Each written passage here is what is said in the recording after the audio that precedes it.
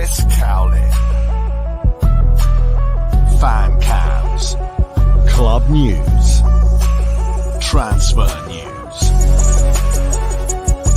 Match previews. Legend interviews. Spurs women. Press conferences. Covering everything Tottenham and England.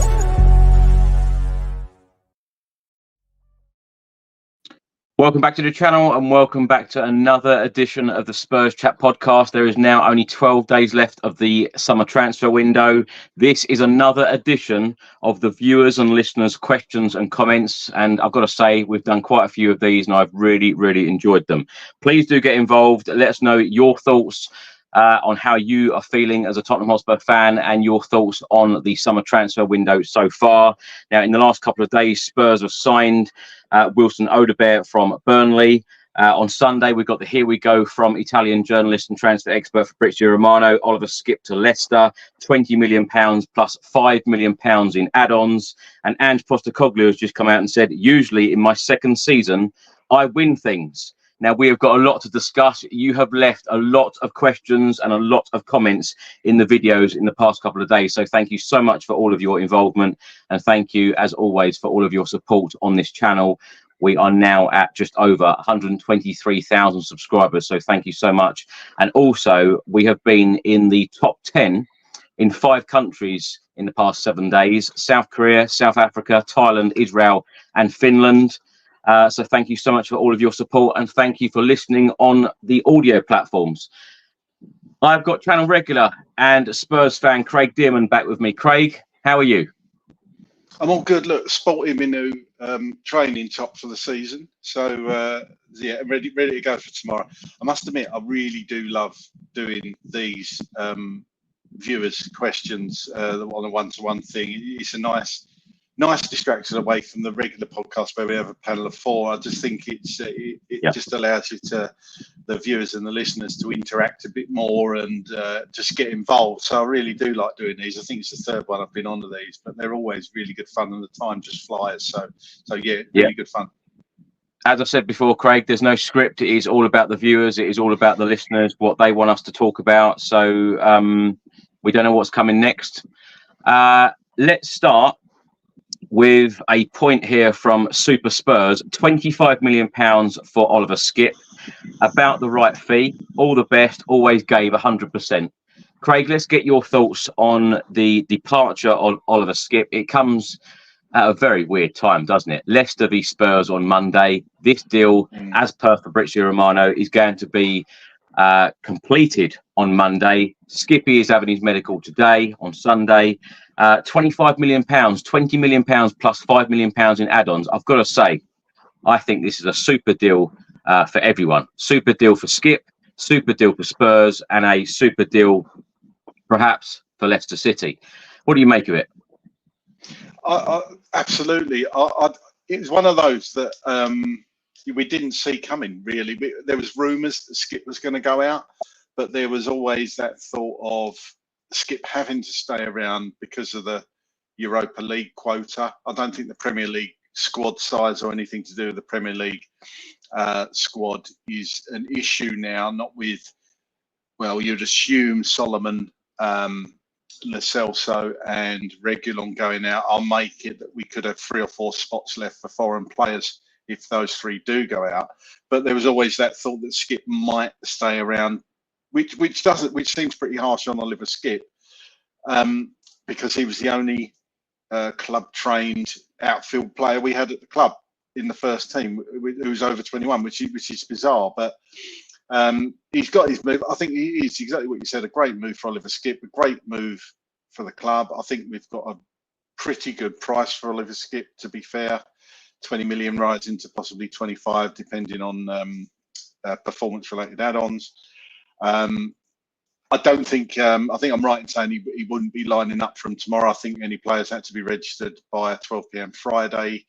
That would have been strange. That seems to happen such a lot, doesn't it, where a player goes to another club and they play the club they've just left the first game. So I'm sure that would have been pretty weird for him as well. But look, I think they're spot on. He's it's a good deal for all parties. Excuse me. He'll get a lot more game time there. Obviously, joining up with his friend Harry Winks in the middle there. Hope he has a good season and best of luck to him. Again, he got a bit of stick, didn't he? But players coming through the Spurs Academy and making it, we all love them. I'll just wish him all the best. It's funny because Mourinho and Conte thought he was going to be a future Spurs captain. And of course, in years to come, who knows what happens in football? We might even buy him back. But at the moment, he's going to Leicester. So I just wish him well. And I hope he really kicks his career on. It's great business from Tottenham's point of view, though, Craig, isn't it? £20 million plus £5 million in add-ons for a product of the academy. And I've said many times on the Spurs Chat podcast and many editions of Tottenham News that, when he was 17, he was playing in the under-21s. He was a cut above the rest. He was the best player on the pitch by a country mile. And like you just said, Jose Mourinho said that he's going to be a future captain. He was admired by Antonio Conte as well. It just hasn't worked out under Ange Postecoglou, although he played 20-odd games last season. I think that it is the right time for him to move on. And it's funny because you get that sense with some players. I think that Emerson Royale was another. Sometimes you just feel like the time is up, the time is right to move, because if I was Oliver Skipp, and I think I said this to you last week, if I was Oliver Skipp, I'd probably want to move on because of that lack of game time. It's very, very important to a player to get that game time week by week, isn't it? Yeah, 100%. I mean, it did look like he was going to get a few more minutes last season, but he's filled in at left back a couple of times as well, hasn't he? And he's probably more a number 6 than anything else. But the pathway just hasn't been there for him because, to be honest, he's probably just had people that are a little bit of a higher level than him playing in that position. Yet when he was on loan at Norwich, he absolutely smashed it, didn't he? And we was all buzzing about the fact we've got this wonder kid coming back to the club. So it just hasn't quite worked out for him, has it? Which is a shame because we all love to see the Harry Kanes come through the club, but just goes to show that they are few and far between the ones that actually make it. So, or certainly make it at the club where they've come through the academy. And I think City, to a certain extent, are bringing those lads through, but it's almost like gone are the days, the class of '92 sort of scenario where 5 or 6 of them come through. So which is sad, isn't it? It's always good to see players, fans of the club, come through and play for the club that they support. So, but as I say, I wish him all the best. He does need to be playing every week, and I'm sure he will do at Leicester. So, yeah, good luck to the lad. JJJ writes here, great news on Skipp, win-win all round. Rafa on screen now, good luck to Skipp, great move all round.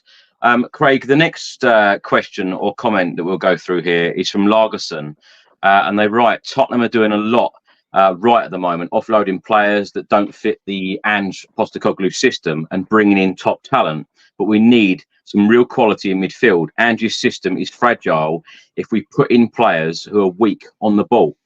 Now, let's break this question or point up here about Spurs offloading a number of players. It's fair to say the squad, the club, even the backroom staff, even board members, the decision makers, a lot has changed at Spurs in the 12, 13 months that Ange Postecoglou has been here.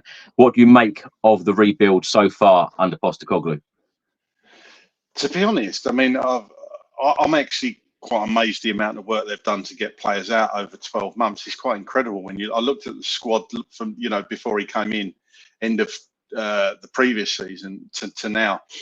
And if you take into account all the backroom staff, it's unbelievable the change that's occurred and still occurring, plenty more work to do. But the amount of players we've got out this window is remarkable so far. As regards Spurs, I don't think we've seen the likes of it ever, I can remember. And still with those 3 players I mentioned before, likely to go out, we think, Reguilon, Lo Celso, and I don't see a place for Solomon now. So, and I still think there could be a player go that we're not expecting to go.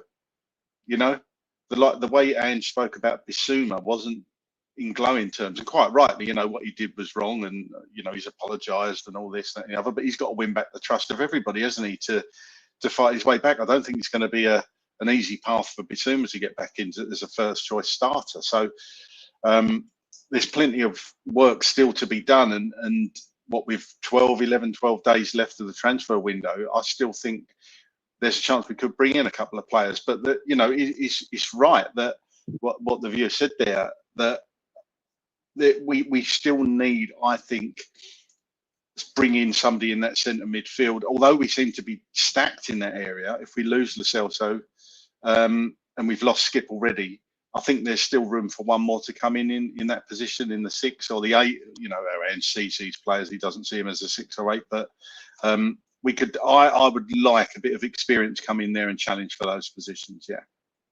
Yeah, I feel like a lot of fans feel like that at the moment about the experience, because when we've lost Højbjerg, Royale and Skipp, 3 players who have received a lot of criticism from a lot of Spurs fans in recent years.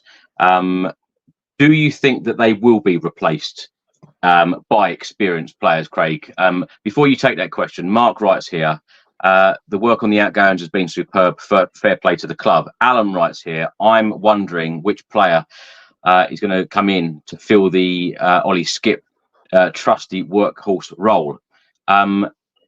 Let me go back to Pierre-Emile Højbjerg as well, because Pierre-Emile Højbjerg so often last season, even though everyone said he's not an Ange Postecoglou type player, I feel like Ange felt that he wasn't an Ange player. But look how many times he used him. Look how many times he used him to shore up that defensive side of our game. Yeah, absolutely. And I always said that he did marvellously when he came on. He had many good games where he came on the pitch. But as you say, losing him, losing Skipp, losing Royale, see how quickly players go out your mind when they leave the club. It is all experience, and although Skippy's kind of at the still at the growing part of that, it is a bit of a player with over 100 games Premier League experience. So yeah, I think we do need somebody in there that's been there, seen it, done it, and he's going to fill that role. Because I don't think we need 2. I think we just need the 1, and I'd love to see another attacking player come in.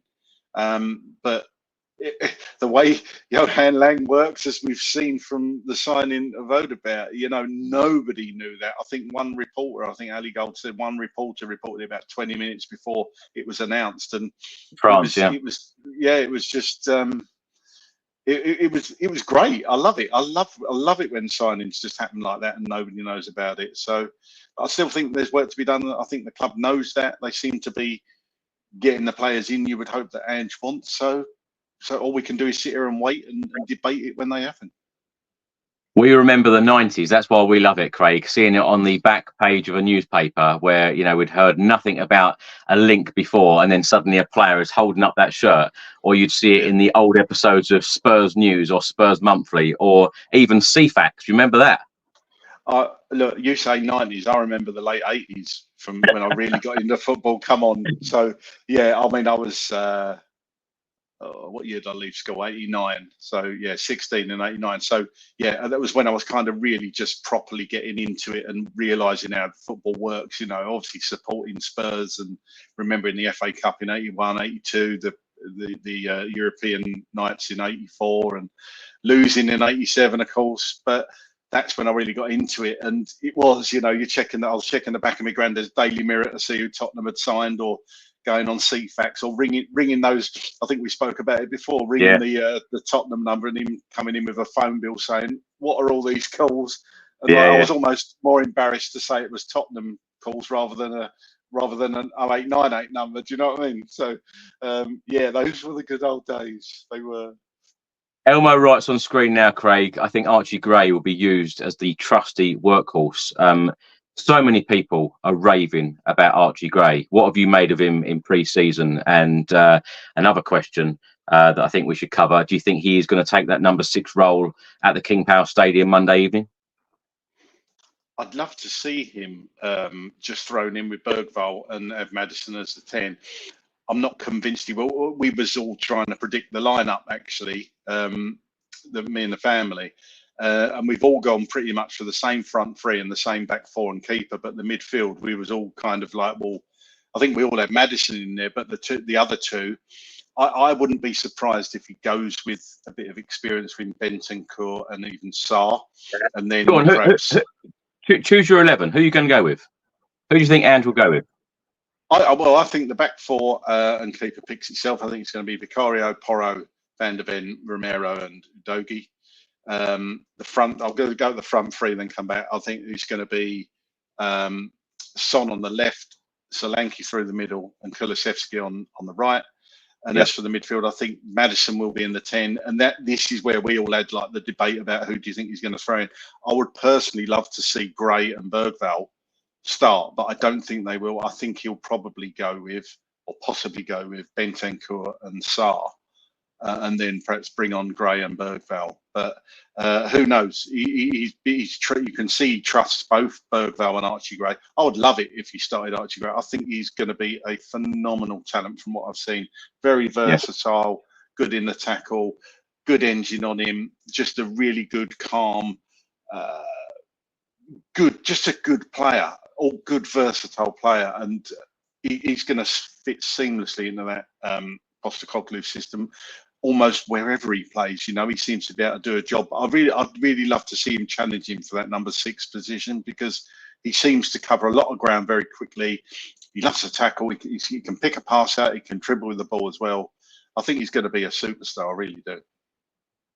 Craig, what do you make of this comment here from Sports Lover? Gray not really ready, because when you think of how many games he played for Leeds United in the Championship, a player who is very used to playing every minute of every game, like he did in the Championship last season. Done extremely well in pre-season. Everyone is raving about him, all of the coaches. Ange Postecoglou's loving him at the moment. Surely Archie Gray is going to get a lot of time in the Premier League this year. I think he will, and I slightly disagree with the comment. I think he is probably ready. I think he's one of those few youngsters, because we all ask for youngsters, don't we? That, the Donnellys or whoever. And they come in and they do a job, but there's something about Archie Gray I just think is a bit different. Yeah. Whenever I've seen him, and admittedly it's been in friendlies, but he just looks like that Hearts game, for example. He looked like he'd been playing for Tottenham for years. Yeah, I agree. It's just, you know what I mean? It's just something I felt from the off, that he looked a natural, so comfortable. Fit. Yeah, comfortable. That's a perfect word, comfortable. And I just think you could sling it. He's one of those few players, and they're not loads of them. You could sling him in, and he'd hit the ground running. He'd do a job. But he wouldn't just do a job. He'd do a brilliant job, and he'd look like a experienced Premiership player. I'm convinced of that. Absolutely convinced. And that's just not me being, a happy clapper and positive about it. I've watched a lot of football. I've seen a lot of footballers, as we all have, and I just think there's something a bit different about that kid. Craig, the questions I've got written down here, I know obviously we're getting lots of questions in on the live stream as well, so we'll take a mixture of both. But I think it's fair to say that half the fan base is really happy with what's going on at the moment, and half the fan base is probably upset, frustrated, and a little bit worried about the club not buying big name players, or I think Solanke is a big name player, by the way. With great experience in the Premier League last year, 19 goals in 38 games. But in terms of buying real experienced players, when some of the experienced players are going out the door, but we will cover them shortly. Paul writes here, Gallagher could be a surprise signing. Phil Cornwall, very similar, says, does this open the door for Conor Gallagher, now that Oliver Skipp has gone out the door? I've seen a couple of well-known journalists, very reliable journalists, say that he is still in talks with Atletico Madrid. It highly likely looks like that is going to happen. But Dharmesh Sheth from Sky Sports said the other day that Spurs are keeping an eye on that situation. Of course, Chelsea just lost 2-0 at home against Manchester City. Conor Gallagher's name or squad number was not mentioned on the programme. So it's highly likely that he's going to go out the door. Would you like to see Conor Gallagher in a Spurs shirt? Would you like to see Spurs try and hijack this deal of him going to Atletico Madrid? I wouldn't be bothered if we didn't. I think I've been clear on that from the start. However, I will caveat that by saying I've always, since he's come in, said if Ange wants a player, then I'm fine with that. You know, so I think we all have to. We can have our opinions on it, but if Ange wants a player, Ange wants a player, regardless of whether we, the fan base, want him or not. Yeah, it's a really good point. Chelsea won't sell him to Spurs. I think if they did, the price would go up. I think Spurs will be monitoring it. I think Gallagher will end up at Atletico Madrid eventually. I think he will. I just can't. He's one of those players I just can't see in a Spurs shirt. When Neto came on for Chelsea before, he's a player I could have seen in a Spurs shirt. In fact, I think he would look a damn sight better in a Spurs shirt than he did in a Chelsea shirt. But he was one of the players. That's obvious, yeah. Yeah, he's one of the players that was on my shopping list for the summer. So that didn't go particularly well at all.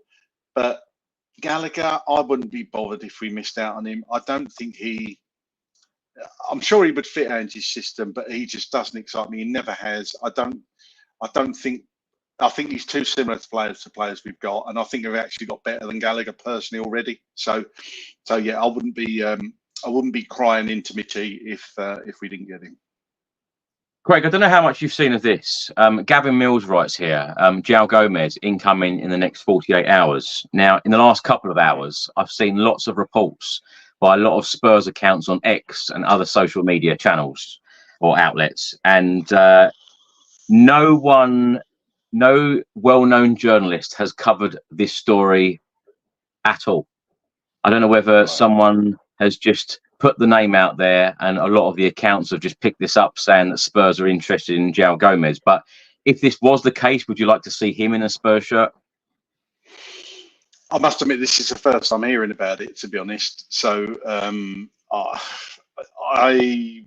I've seen figures quoted, Craig, of about 60 to 80 million pounds, and I just really, for me, I can't see it happening. No, from my opinion, just going by what you've told me, because this is all news to me, and at that price, it's not even worth it. It's probably one of these things that's just been put out there by one reporter, and then loads of people have jumped on it. All the aggregators jump on it, and it gets. We've all got the same people on our feeds, I'm sure, and you see it a million times, and you think everybody's reporting it, and it's come from one person. So I would imagine we could shut that down pretty quickly. And say no, and then in 48 hours he's going to be holding up the Spurs shirt. You just know it. At that price, by Eze, absolutely, 100%. I don't need to come on here and tell you're all about my love for Eberici Eze and how much I'd love to see him at the club. So I'm not going to go over that again. But yeah, absolutely. If we've got that amount of money, why aren't we going for Eze? When I watched the Crystal Palace game earlier, Eze just waved over at the fans, and I thought, is he waving goodbye? What do you reckon, Craig? I don't know. Yeah, I saw that. I thought there was a Spurs fan in the crowd, and he was going, "See you soon." Yeah, we can but hope, can't we? Craig, here we go, or here we land, or it's actually there we land, or have you no idea what I'm on about? Yeah, do you know what? I meant to ask you, so I didn't look like an idiot, but I'm going to have to look an idiot in front of everyone. What the hell does that mean exactly? Yeah, there we land. I don't get it. What is that? There was a young lad on TikTok, and he was like a mini Fabrizio Romano, and he's made up this new saying, "There we land." And it has gone viral, and all of the big companies, even Adidas, were tweeting it out on X the other day, saying "There we land." I thought it was absolutely fantastic, and the youngster has just got hundreds of thousands of followers. So good luck to his channel. He's got more followers than us. So good luck to him. Well, I'm obviously not with it enough. I have got TikTok, but I just tend to get shown videos of cats doing stupid things, and there's nothing about football on my TikTok. Always people repairing fences and digging holes. It's really bizarre. I don't know what I'm doing on it, to be fair. There you are. Jack writes, are we strong enough to compete on all fronts? A very serious and sensible question here. Are we strong enough to compete on all fronts, Craig? Because, of course, we want to be competing we want to compete for the Premier League, really. I was going to say for the top four, and then we'll get criticised saying, the top four is the goal. The goal is always number one. Of course, I think I speak very similar to Ange Postecoglou. Some of us are not interested in fourth, third, second. We want to be number one. But is it realistic that we can compete on all fronts? Because Ange Postecoglou wants to compete for trophies. We're going to be in Europe, in the Europa League. The draw takes place in just 12 days' time. Looking forward to that. We want to go far in the League Cup. Haven't won that since 2008. Haven't won an FA Cup since 91. We want to compete on all fronts, Craig. Is this squad at the moment for you strong enough? In a word, no. I don't think it is strong enough quite yet to be able to do what perhaps only Manchester City, to be honest, could do. Perhaps Liverpool when Klopp was in charge. I think they're in a bit of a rebuild themselves at the moment, but I don't think the squad is. I think we're at least 3 or 4 players away, and probably Ange would say that, you know, we're not going to get everything he wants done this window, but we're building. You can't get everything done in a window. It's just not realistic to do that. I think we're in a much better place to compete, and we had to be, because obviously we've got European football now this season. We're hopefully going to be playing in excess of, you would hope, 55 games across the season, and not go out of each cup so early. I think the players bought in are better quality than the players that have gone out, and certainly the players that have gone out didn't fit the system as much as the players that come in do. I just think it's looking a lot better. I'm a bit more excited about the season coming up, having seen the players in pre-season. And all right, we lost both games against Munich, but as I say, I don't think you can read too much into that. It was just a good run out, and players coming in, getting used to the system, getting used to their new teammates. So I think we'll be able to judge it a bit better after the first couple of months, almost after the first international break, which will sadly be in early September. But we can see where we are, and how the transfer window. I'm sure we'll do many shows about transfers and the transfer window wrap up and see how we've done. So I think we can only then look at where we think we are. But I think we're certainly heading in the right direction. I think the club's done very well so far at their signings. The Odobert one, knew nothing about him at all, really. Went and watched highlights of him and a bit of research. He is rapid, by the way. He's absolutely rapid, which people will have heard me say on here, absolutely loving a player. I think he's gonna have a bright future. I don't think he's an automatic starter by any means, but again, a bit of strength in depth, probably get minutes in the cup, probably get minutes in Europe. So I think we're going in the right direction, Chris, but I don't think we're nearer, but we're not near getting that where we can say, we've got this. We can fight on all 4 fronts. Craig, let's go to Checkmate 734. How is it looking a lot better? Ange Postecoglou has come out and said here, we've had another positive window in that we've made our squad and our team stronger. Ange Postecoglou has said this on a couple of occasions. This latest one is an interview with Sky Sports News. We've made our squad and our team stronger. Do you agree with that? Yeah, as I said just then, I think the players coming in are better suited for this system and are going to be better playing for Ange than the players we've seen go out. And mainly the players going out are the players that were on the fringe of things. We haven't sold anybody that was getting regular football really under Ange so far, have we?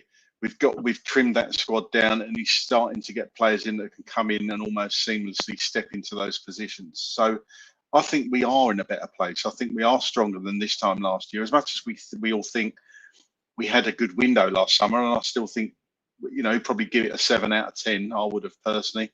I think this squad is in a better place, 100%. And the players he's brought in are not just for the now.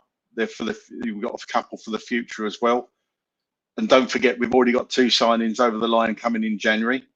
So I think things are really looking up, and I don't think you can be negative about it. I've seen a lot of people being underwhelmed and negative, but you've got to give these people a chance. You've got to give these lads a chance coming in, and then make a decision. But it would be unfair to dismiss it before we've seen them play, I think. But that's just perhaps my opinion, my view, that I've been here before many times, and I've got a lot more years than probably a lot of people watching this, so perhaps I'm a bit too patient sometimes, but I think things are certainly going in the right way. This is exactly what I meant earlier about the difference in opinions here. Marcus says we definitely have a better squad. Paul writes here, we have bought all fringe players. Ange Postecoglou, on the transfer window, he said, "I like to think in every window so far that we have strengthened. Certainly last year we brought in some fantastic footballers. In January we brought in Radu Dragushin and Timo Werner. We've brought in two young guys, Archie Gray, who is a fantastic young talent, and Lucas Bergvall joins us, even though we signed him in January. But we still have work to do. There's no doubt about that. That's the nature of the transfer market." Now, let's go to a comment now from Simon Foxhill. He writes, Lo Celso, sensible Spurs fans want him to be transferred. I think I'm one of those sensible fans then, Craig, because I would like to see Giovanni Lo Celso transferred. I've said on this channel many, many times, I think there is hell of a player in there, and we see it for Argentina. We're just, for whatever reason, injury problems, just doesn't seem to get that run of games, has spent time at the club under so many different managers, but just doesn't get into that rhythm playing in a Spurs shirt. And I just think that, even Michael Bridge from Sky Sports in the last 24 hours has come out and said that he is not an Ange Postecoglou type player. Fabrizio Romano has come out today and said that Lo Celso wants to move away from Tottenham. He wants to stick to his plan. He wants to move away.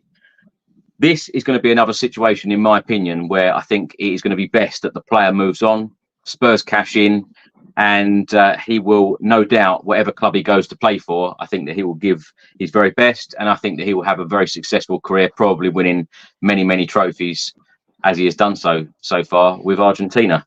What's your take on Lo Celso's career at Tottenham, and would you like to see him leave in the next 12 days? I've been a bit underwhelmed with Lo Celso on the whole at Tottenham. Obviously, he's had a couple of loans, hasn't he? I was hoping for more, but it just hasn't worked for him under numerous managers, has it? And somebody actually posted a really good picture on X the other day, and it was Lo Celso for Argentina and Lo Celso for Tottenham. It was a picture of a lion, a Lo Celso for Argentina, and then a picture of a cat for Spurs, and it's probably about right. Sadly, he's just sensational for Argentina. Look, Lionel Messi, in my opinion, is the best footballer to ever live, and he says he's one. He loves playing with him. He thinks he's phenomenal, doesn't he, Lo Celso? And then we just haven't seen it at Tottenham. So, which is sad because we all wanted good things for him. He was almost billed as the Eriksen replacement, wasn't he? He played with him for 6 months, then Eriksen went off to Inter, but. We was all hoping for better things from that summer window with Ndombele coming in at the same time, of course, and those two signings just never really worked. We've obviously got more out of Gio than we did out of Ndombele, but I think, in answer to your question, I think he probably does need to move on, not only for the club, but for him as well. He's 26, 27 now.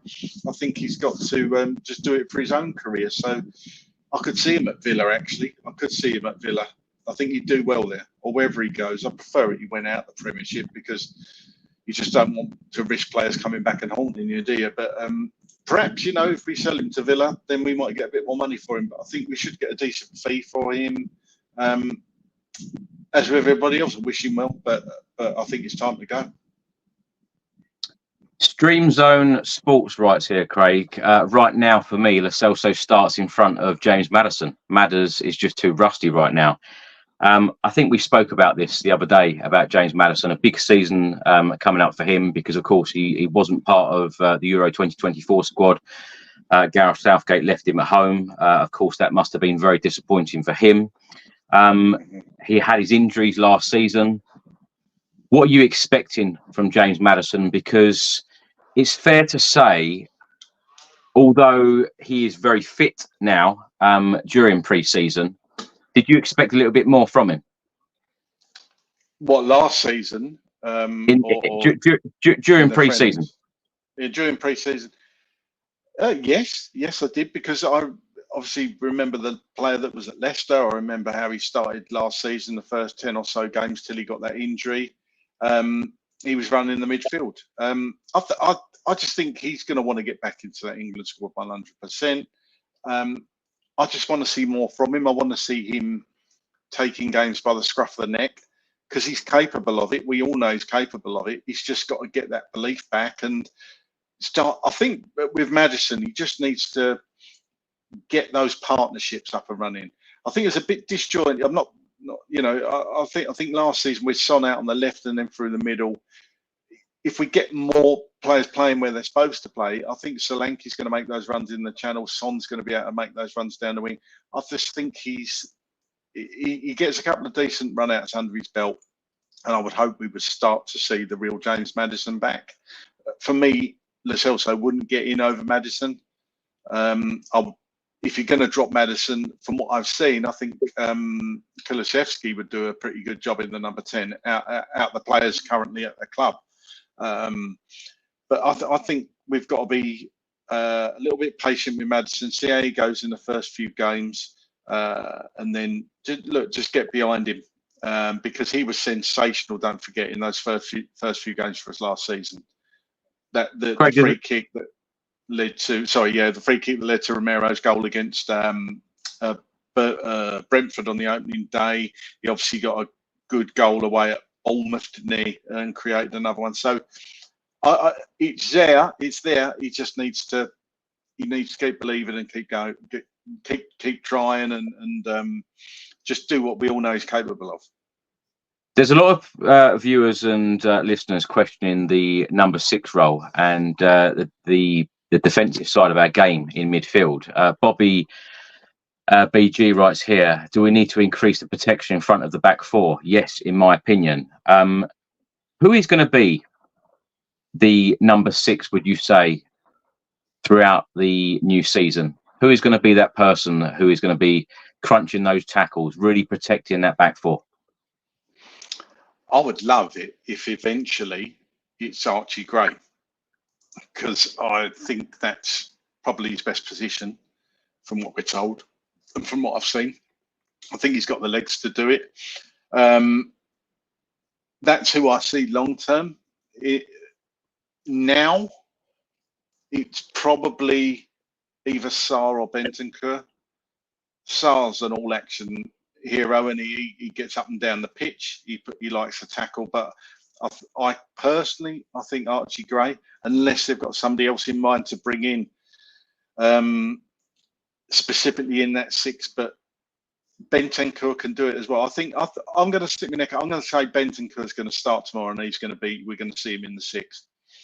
He looked very fit and trim when I saw him at Bayern. Actually, I watched him closely for a fair bit of the game. He really looked like he was getting back to his best. So I'm gonna stick my neck out and say Bentancur.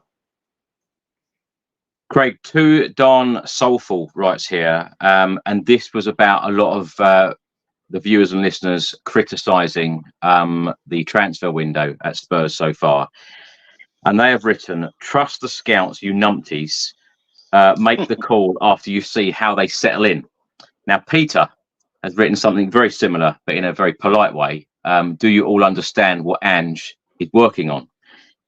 Now, I find at the moment, if people are positive about what Spurs are doing in terms of players going out the door and bringing new players in, then a lot of people are getting called happy clappers, or, much worse than that, as we've seen. Or you've got a lot of negative assessments or opinions by saying Spurs aren't doing enough. Where do you sit on it? Because, of course, we are used to transfer windows. We're used to seeing some managers get certain players of a certain quality, where, let's go back to Bruno Fernandes went to Manchester United. We got Jedson Fernandes. How is it different this time? And can you see what Ange Postecoglou is trying to do? Because he's come out a number of times and said that he is in charge of the players that come in the door. We've seen a massive clear out at Spurs, as we've already spoken about, the amount of players that have gone out the door. I don't think anyone can actually say, and this is my opinion, I don't think anyone can say that Ange Postecoglou is not being backed at the football club, because he has said from the very off, he's not about, big name players. He's not about egos. He wants players to come in who, one, want to play for the football club, and two, that are going to do a job for his system. So where do you stand on it all? Yeah, and just to add on from that, he's always said the levels between, what people might see as a as an elite player as opposed to the players we seem to be getting in this window. He said the levels that actually aren't that different, and he values, like you said, the actual players fit into the system higher than anything else, and of course the players' attitude as well. And is he going to fit in the dressing room? I agree, and you know, people call me a happy clap or whatever. It would be so easy to come on a stream and say, shout and scream and moan about what the club are doing and how we're not bringing in big names, blah blah blah. But if you listen to what Ange has said, as you said, Chris, he's not interested in that. It's the player, whether you've heard of him or not. It's the player. Is the player going to fit the system? Is it the players coming in that Ange wants? You've got to trust Ange. And I do. I've seen over the last year, we all have, what he's trying to build, how he wants us to play. We had no direction for 2 years, 3 years previous. You've got to remember the state that club was in when he took over. We were in the gutter. We had no direction at all. We didn't know what our playing style was. Players were unhappy. There were little cliques developing. He's come in a year and turned it around. But it's not an overnight thing. And as much as we all wanted it to be, it's not going to happen overnight. There was a lot of work to do internally, externally, playing staff, coaching staff, behind the scenes. And they're getting there. He is getting there. So I know patience is not a word we all like. We want it instant. That's the way the world is now. We want instant. You know, it's not going to happen. We need to be patient. We need to trust the process. Because I think Ange is one of the best things to happen to this club in many years. And I think if we do trust in him, he will get us that fabled trophy. He will bring us success. But we must be patient and trust in the process. Let me just say to Lewis, good try, but I'm not that stupid. Isaac Hong writes here, Craig, how do we go from Eze and Enquiries to Odobert and Solanke? I can't answer that. That is, I mean, the thing is, we liked Eze. We've liked him, we've tracked him, haven't we? And his release clause expired, whatever that was. It expired on Friday. Apparently, that was a tough deal to do. Personally, I don't get that side of it because I don't know how these things work. For me, if his release clause is 60,000, I wish it was 60,000, 60 million, and we wanted him that badly, then you're going to pay it. Perhaps he saw the value of getting in two players over one for 60 million. Who knows? Who knows? But they wanted that fee paid up front though, in one lump sum, Craig. And yeah. I think that is a problem for a lot of clubs, not just Spurs. I'm not defending Tottenham because, of course, we've said on this channel, I think that you know, there's a lot of Spurs channels out there, but I tell you what, if there's two guys who are doing podcasting day in, day out, week in, week out, and calling for the club to sign Eze, I think it is me and you. Oh yeah, I would agree with that totally. Yeah, absolutely. But I think that is unusual, isn't it, to ask for 60 million? A lot of clubs wouldn't do that.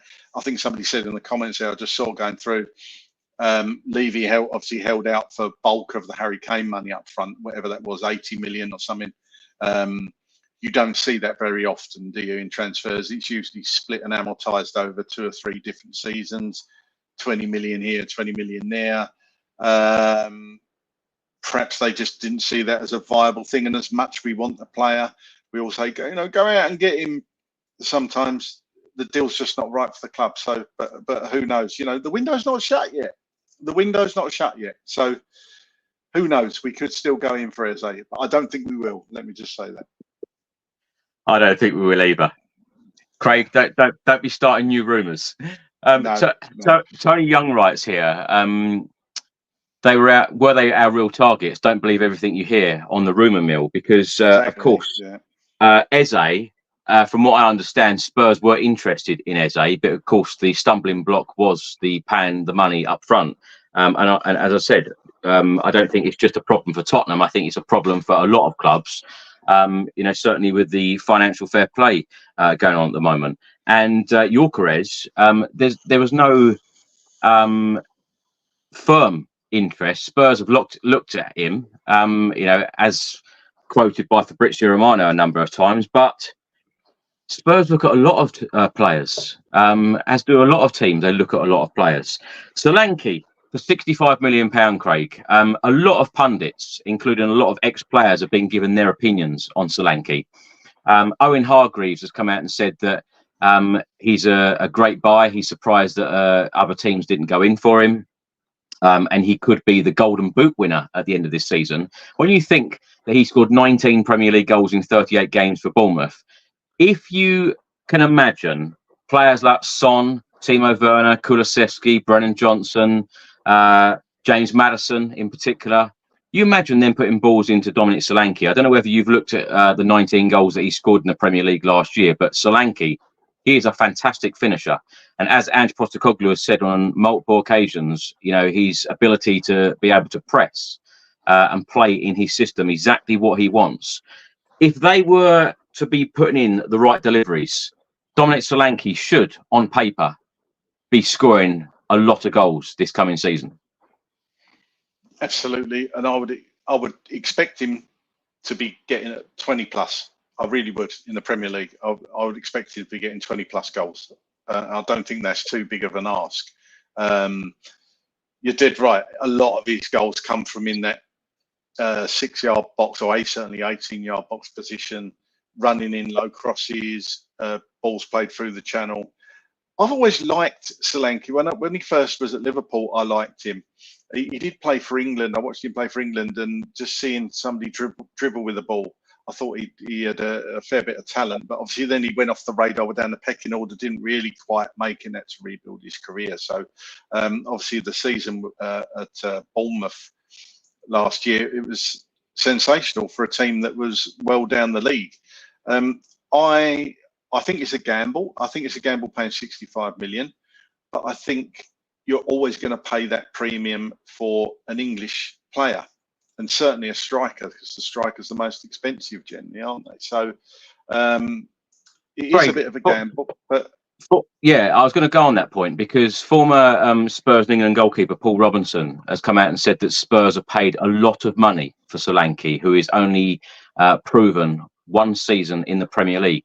Do you have any doubts? Because it is fair to say, you know, although we have come around to Ange Postecoglou's way of thinking, and you know, the way that he plays his system and the way that he's described it, why he signed Dominic Solanke, do you have any doubts? Because it's fair to say that he wasn't on our list of wanted strikers, was he? No, and you're quite right to make that point, but somebody in the comments there, I think, hit the nail on the head, if I can just find it. There's a couple of really good points here. Solanke will be better than Richarlison by default. I agree with that. And this one here, we paid 54 million for Ndombele. Solanke can't be worse for 65. I agree with all those points. And I think at some point we had to try and go for a signing where we're actually taking a bit of a risk and spending more than 50 million on a player, because look, we're data led, as we all know. They've obviously looked at the data and seen that Solanke is up there with the best performers in the data categories that they look for in a centre forward. So for me, he's better than Richarlison. I think he'll be. I think he'll score more goals than Richarlison. I think he should be our first choice. You would expect him to be our first choice after the fee he's demanded. So we've just got to believe that Ange knows what he's doing. I certainly do. I think he's going to fit the system perfectly, like you say. But as he's going to be reliant on the deliveries and the service that he gets. That is the key. So as long as he gets that service, he will score goals. Thomas Loco writes here, remember what Danny Rose said a couple of years ago is happening again about Googling players. And this was about the signing of Wilson Odobert. What do you make of the signing, Craig? Because when you talk about data there, very interesting. His data for Burnley last season, who got relegated, was absolutely superb. So why, in your opinion, is this signing being criticised so heavily? Because it's not a household name. I think that's what it is. I think, and again, forgive me if somebody in the comments said it before, if it's not an Eze or somebody that we want, or that we've all wanted, that we've heard of, you immediately think, oh, Spurs have gone for the cheaper option. But look, Van der Ven was the cheaper option. Most people on here wouldn't have heard of Van der Ven. Most of us wouldn't have heard of Tapsoba, or who was the other one we were linked with, the other centre back? Can't remember. But Van der Ven was the cheaper option. And remember, Van der Ven only played 30 odd games of professional football for Wolfsburg. 30 odd games. I think a lot of people forget that. Exactly. Do a bit of suresearch on, if you're in doubt, do a bit of research on Odobert. There's not a lot out there because he's such a young player. But go and have a look at some of the runs he made at Burnley last year and some of the goals he scored. He's an exciting talent, and he's not the name we all wanted, and I include myself in that. But the data, as you say, his stats are well up there, and I'm quite pleased they're using the data-led method. I love data. I love stats and the Opta stuff that they throw up, because you can't lie. Yeah. Generally, you can't lie, and we're building a team around all that, and I'm excited to see what he can do. As I said before, I don't think he's going to be an automatic starter or anything like that. He is certainly one for the future and half for now, but he's got to dislodge Son out of that position, which obviously we know is not going to happen overnight. Craig, you used that exact term as I used on Tottenham News the other day about one for the future. And Matt says here, at this point, Chris, it's fair to say these signings are not for the future. Clearly, Ange Postecoglou is going to have to use them now, play them now. It's going to be a lot of fun. With Wilson, do you think that he is a player for the future, or do you think that Ange Postecoglou will be using him immediately and he will get game time, like at Leicester on Monday? Will he come off the bench? Will he be named on the bench? Yeah, that is a really interesting point, and I'm not sure, if I'm brutally honest, because if he is a left winger, isn't he? But he probably play on the right as well, but he's generally on the left, wasn't he, for Burnley? The two Burnley fans that I had on the channel this week, they have said that he can play in a number of roles, and this does not surprise me at all, because of course we know Ange Postecoglou loves a versatile player, can play on the left, can play on the right, can even play through the centre if needed. It's going to be an exciting signing, I feel, Craig, and certainly when you see his stats as well, they are very, very impressive. Yeah. And I'm with you. I think that when when that announcement came out and said, we have signed him from Championship side Burnley, everyone was like, oh my god, yeah. But when you research the player and you research the stats, and he's been so highly rated. Vincent Kompany has been praising him up, saying what a fantastic talent he is, and the Burnley fans who have had on this channel in the last couple of days have rated him highly and didn't want him to leave. Same as Dominic Solanke with the Bournemouth fans that we've had on. They're going to miss him heavily. Liston Hines writes here, Dane Scarlett coming on in the 89th minute for Oxford United is not what I want to hear. I said this on the episode yesterday of Tottenham News, that when I did the loan roundup, Dane Scarlett going on loan to Oxford. Of course, he went out to Ipswich last season. He was promised game time, didn't get the game time. That is not ideal, is it, Craig, that he's coming off the bench in the 89th minute? We need these players who go off on loan. We'll talk about Jamie Donnelly in a second. We need them, for their development, to be getting a good amount of game time. Yeah, and I just hope it's not for Dane a bit like the Ipswich loan he had, where obviously it stuttered and faltered a bit. He didn't get much game time. Look, it's just one game, of course it is, but yeah, I'd have hoped he'd got more minutes than that. Look, he might do in the coming weeks, but he's going to have to prove himself there. Even the likes of Oxford, which is obviously down the leagues, he's still got to prove himself and prove to the manager that he's good enough to play in that position. But yeah, I'd like to see him obviously get a few minutes and get his career back on track, because he was touted as being the next big thing. But of course, we saw in pre-season that he was well down the pecking order behind Will Lancashire. So he's got work to do, hasn't he? With Will Lancashire, this time last season, he wasn't even starting for the under-21s. And then of course, he Will Lancashire, I tell you what, whenever he gets an opportunity, he grabs his opportunity. And let's see what happens with him this season. Press Association commented the other day, stating, as it stands, he will be part of Ange Postecoglou's plans for this season. That is going to be an interesting one. I want to see how that develops. Stretch Armstrong writes here, Craig. He's one for the future, a great prospect, always the same, never, ever. He's an experienced professional, ready to go into the team immediately. I think this is a little bit unfair because I think that the signing of Dominic Solanke, I feel like he is instantly ready, and let's hope that he can take his form into this Tottenham team that was in the Bournemouth team last season. But what do you make of the way that Ange Postecoglou is doing things? Because whereas a lot of the fans are saying, we want big name signings, we want marquee signings, we want big players. We've even said it ourselves, you know, me and you, we're in that camp as well. You know, we all say as Spurs fans, we want these big signings, even though you've rightly said earlier about Tanguy Ndombele. You know, you pay, you know, a massive fee, it doesn't work out. What do you make of the targets that Postecoglou is bringing into the football club? You know, you said it yourself, Van der Ven. None of us really knew anything about Van der Ven, played 30-odd games of professional football for Wolfsburg.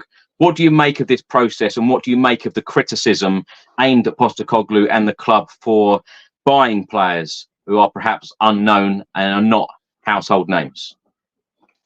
Isn't it funny? We're all fickle as football fans, because a few years ago, I can remember probably coming on here saying we should be buying 25, 26-year-olds, 27-year-olds that are ready, that we should buy ready-made players. And then they go down that route and they buy players. All right, they're not superstars, but they buy them and they don't work out. Well, do you know what?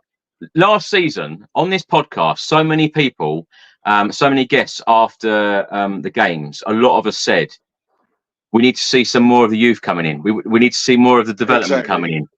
And now we've got a lot of the development. We've got a lot of the young players. We've got a lot of the youth coming through. We're all now saying, yeah, but we need a bit more experience. People are moaning. Yeah. Look, I include myself in that, because I said in our chat group, didn't I?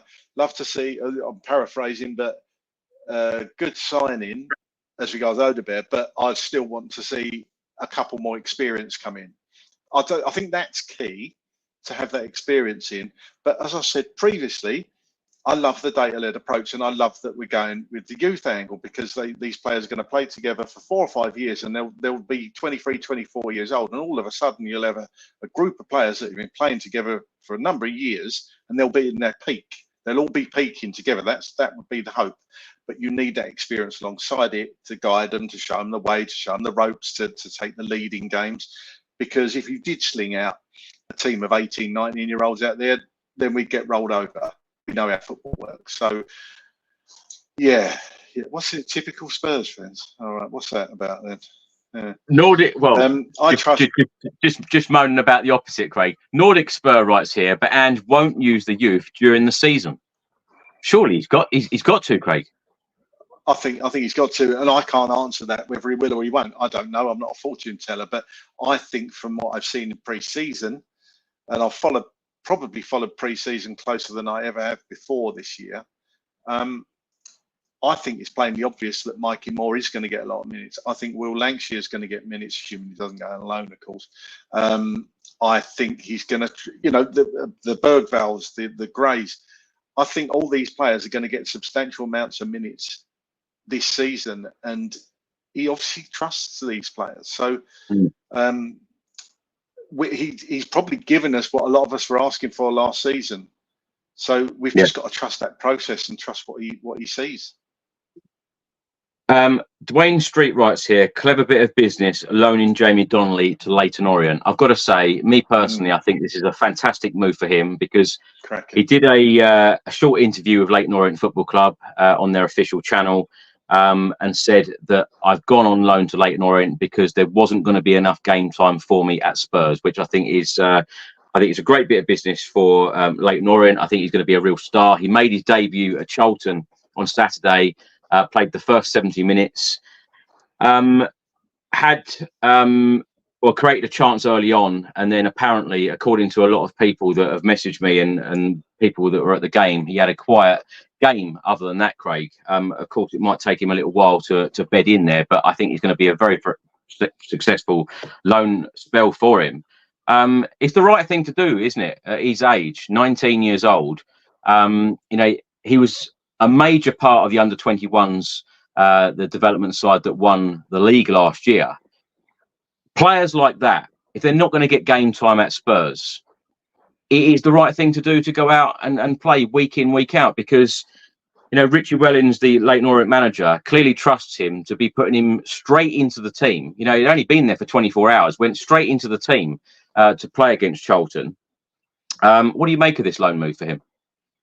I think it's a brilliant loan move for Jamie Donnelly. The fact he's in the capital as well, the scouts, it's a lot easier for them to keep eyes on him and see how he's doing and get down to games.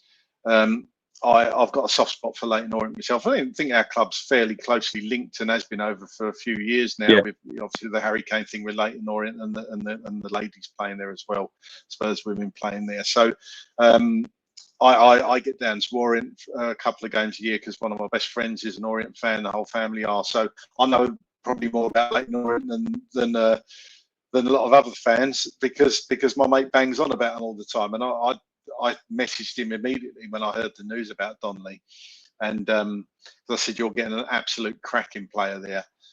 He generally kind of plays in the number 10 role behind the striker, but he can play more or less anywhere down the left or whatever. And I think it's a cracking move for him. And like you say, people say he had a quiet game. He's only been there 24 hours. He will hardly get to remember everyone's names. So, but I watched part of the game and I saw the through ball he put through. We know what we're getting with Jamie. I think he's going to do very well at Orient. There was a rumour as well, Josh Keeley could be going there on loan as well. I think that would be a really good move for him as well, going to Orient. As I say, I will certainly get down to Orient with my friend and watch a couple of games this season just to see Jamie play a couple of games, because I think it's just a brilliant move for him at a good club. I think he'll do well there. I really do. Craig, let's have a look at a quote from Ange Postecoglou with Sky Sports News. He said, "Usually in my second season, I win things. That's the whole idea. First year is about establishing principles and creating a foundation. Hopefully the second year is going on to winning things. Of course, it's easier said than done, particularly in the Premier League and in the competition that we're in. That's always the way that I've looked at it, is that the second year you should go and should be in a position where you can push on depending on how the first year has gone." What do you make of Ange Postecoglou's comments there with Sky Sports News? And we have seen him come out on a number of occasions, particularly last season, stating, whenever journalists said about top four, finishing fourth or finishing fifth, what's the aim? What's the aim? He's always said the aim is always number one. Not interested in fifth, fourth, third or second. We want to be number one. Do you think that there has been a mentality shift within the whole club since Ange Postecoglou has come in? Because he is constantly talking about winning trophies. He's constantly talking about the future. Of course, he signed a 4-year deal with Spurs. Would you even think that Spurs could extend his contract at some point this season? I think if he's just answer that one first, I think if he starts off how he started off last season, that's got to be sort of something that Daniel Levy is going to be thinking about. It's unusual to actually hear him say that quote that really stuck in my mind when he said, "I usually win something in my second season." That's almost saying, "I'm going to win something in my second season." That's a bold statement, isn't it? But that positivity is surely just, if you're hearing that every day as a player, that's the sort of thing that you would want to hear. That's the sort of thing I want to hear our players hearing every day. Don't worry about the past. I believe, and you should believe, that we can win something. And if you hear that day after day after day, that you're going to be a winner, if you put the work in, you're going to be a winner. That's personally. It'd be so easy to sit and say, "Yeah, but we're Tottenham, we don't win anything, blah, blah, blah, blah, blah." But if you're going to think like that, what is the point in following a football club and watching football? You've got to believe at some point that things are going to change. We're going to get a manager come in that gives us the glory that we all want and desperately deserve and haven't experienced since 2008, unless you're consider the Audi Cup a trophy. It's got to change soon. And from what I can see, since Poch, this is the biggest culture footballing change we've seen at this club. Is something that's been long overdue. And, you know, I am 100% behind this guy. I think Ange is a breath of fresh air still. There's going to be ups and downs still, but hopefully there's more ups and downs. I saw some comments earlier, again, stating about the board sacking Jose Mourinho 6 days before a cup final. And I also saw some comments stating that Pochettino should have had enough credit in the bank, having taken us to a Champions League final, didn't spend a penny in 518 days, and then was sacked in the November. I think it's very important to read out this comment here from Chris Sutton. I put this on X a couple of days ago, and it had a lot of replies and a lot of interest, and a lot of people agreed with it, and a lot of people said, I don't normally like Chris Sutton, but from what he said, he's absolutely spot on. He said, I'm hearing a lot of nonsense about Tottenham and how their manager, Ange Postecoglou, needs a good start to the campaign. I don't understand why he is under pressure now at the start of his second season. The Spurs fans were bored and fed up every weekend under Jose Mourinho and Antonio Conte, but they were entertained last season and almost made the top four too, all without Harry Kane. Nobody can argue that Ange Postecoglou did not make progress, so why is he being questioned? It feels like people are waiting for him to foul, and I think that is deeply unfair. He then went on to say, I don't think it will bother Ange Postecoglou, though. He will just plough through it. He has managed for a long time and has had huge success. I'm expecting Spurs to have another good season under him, especially now they have signed Dominic Solanke, which looks to be an astute bit of business.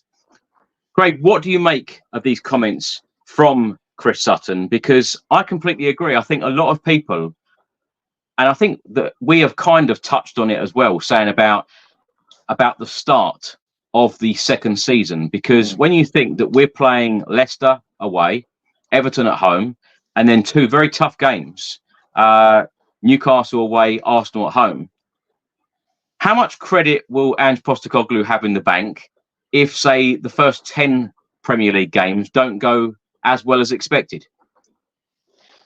It's an interesting one, isn't it? Because just going back to about Poch, what you're saying there, and, you know, we've been on here and discussed this. People seem to forget we hadn't won an away game for a year. So as much as I think that Poch had credit in the bank, the club obviously didn't see it like that. I personally think they should have given it till the end of the season. I think that he did have enough credit. But when you look at those results, as we said many times, that Champions League run papered over the cracks. If we'd gone out of the Champions League in January, I think it would have been gone in the summer, personally. But, you know, Ange is, I think Chris Sutton's points were absolutely spot on there. But Ange knows football. He's been around long enough, and he knows it would be rare. So if we did pretty badly in the first 10 games, then his position is going to be under threat, because that is the nature of football. And I think we have to accept that. Two winnable games, I have to say, the first two games, but I think the acid test is going to be Newcastle away, which we all know the last two seasons have been pretty unhappy hunting ground for us. And then obviously the big one against Arsenal. So I think is the Arsenal one before the international break, Chris? I think it is it? I think it's after. Before the international break? Is it after? I think it's after. Okay. Well, certainly by the end of September. Certainly by the end of September, we will have a better idea how this squad is bedding in. And remember, we all ask for new players, but some new players take longer to settle in than others. I just think Ange is going to do what Ange does and just be calm about the whole thing. And I would hope the club believe in the process regardless of the results. Look, if we was getting hammered 10-0 every week, which ain't going to happen, but if we were, then obviously they'd have to look at other things. But I'll go back to saying that there's nothing else I can say. We've got to give this guy time and the squad time, and hopefully it will reap its rewards. Let's take this comment here from Paul. Ange is well on his way to building a solid squad. Any negative results need to be treated as part of the rebuild process. Simple. How difficult is it for him personally, Craig, when Ange keeps talking about success, keeps talking about trophies, keeps talking about wanting to be number one? If things were to go wrong, if things didn't go as well as expected, and Spurs did lose a couple of games early on in the season, and it looked like defensively, set pieces were an issue again, then of course there's going to be a lot of questions. But is Ange helping himself by keep talking about the trophies with this comment today saying about usually in my second season I win trophies? Is it giving people an expectation of success is just around the corner? I think it does, and it probably gives the naysayers and the non-happy clappers plenty of ammunition if we don't win anything, doesn't it? But some people out there wouldn't have a channel if they weren't being negative. So for me, I love to hear the positivity. I love to hear our manager say things like that. I was going to say, this is why I love doing these chats with people like you, because to take the listeners and the viewers' questions and all the comments, we do cover all of the positive comments, the happy clappers, if you like. I love that term. Perhaps we're happy clappers, I don't know. And then, covering the negativity or the real questions that people want to know the answers to, because I, of course, want Spurs to be very successful under Ange Postecoglou, but I do get a lot of what people say, whether they're being positive or whether they're questioning or coming across negative. I do get all of it because we've been through it, haven't we? Certainly in the last couple of years. Since Pochettino left, I think it's 7 managers that we've had in the dugout since and including 2019. We've been through a lot in these past few years. So, of course, we want Ange Postecoglou to succeed. Craig, lastly, let's get a score prediction from you. How are you feeling ahead of the Leicester game?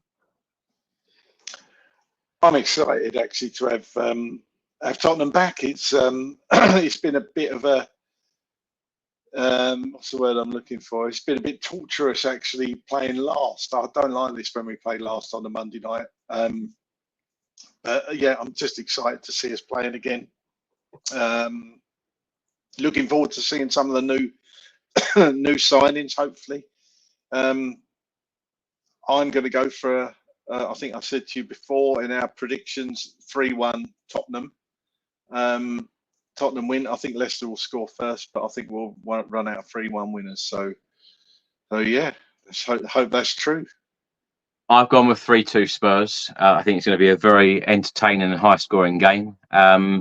Craig, just wanted to ask you about our next opponents. Of course, we face Leicester on Monday, but on Saturday we face Everton.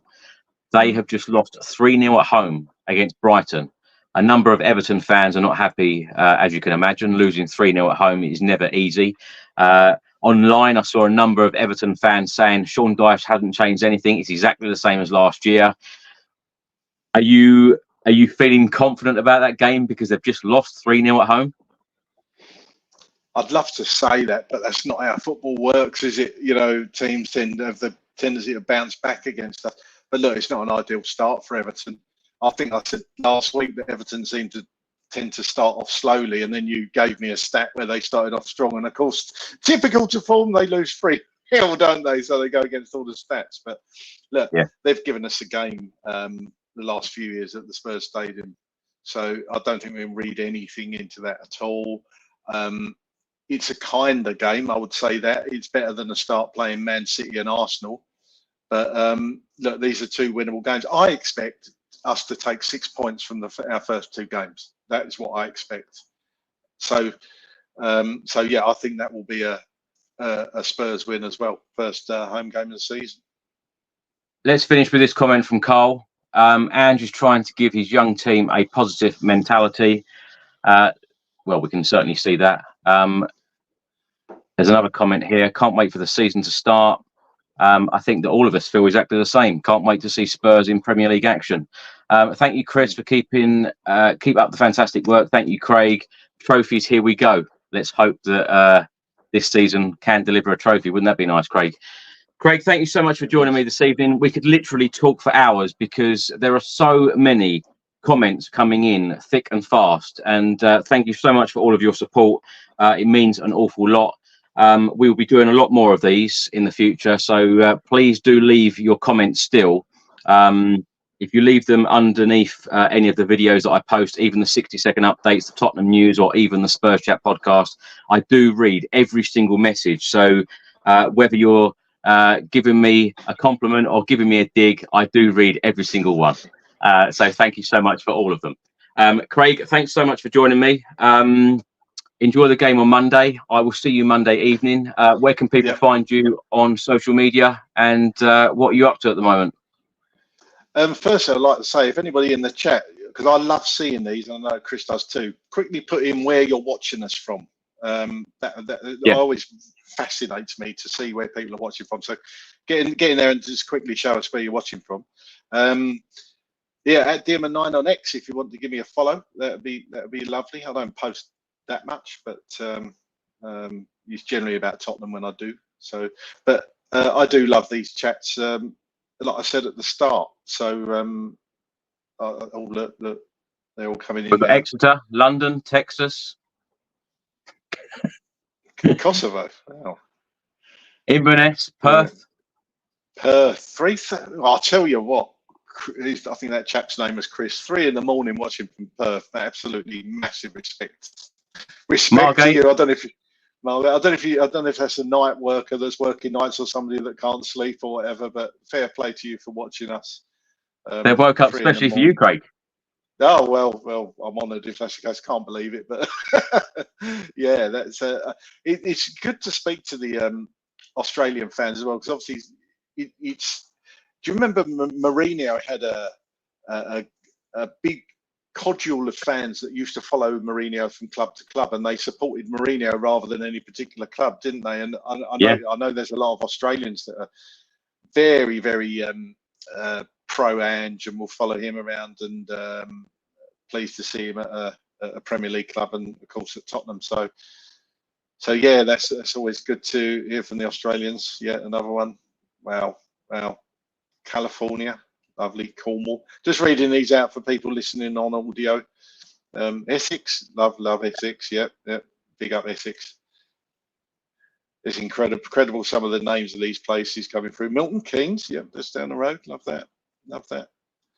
South Africa, Ohio, Toronto, Cotswolds, lovely part of the country. Sydney. Wow, all over the globe. China. Incredible, isn't it? Incredible.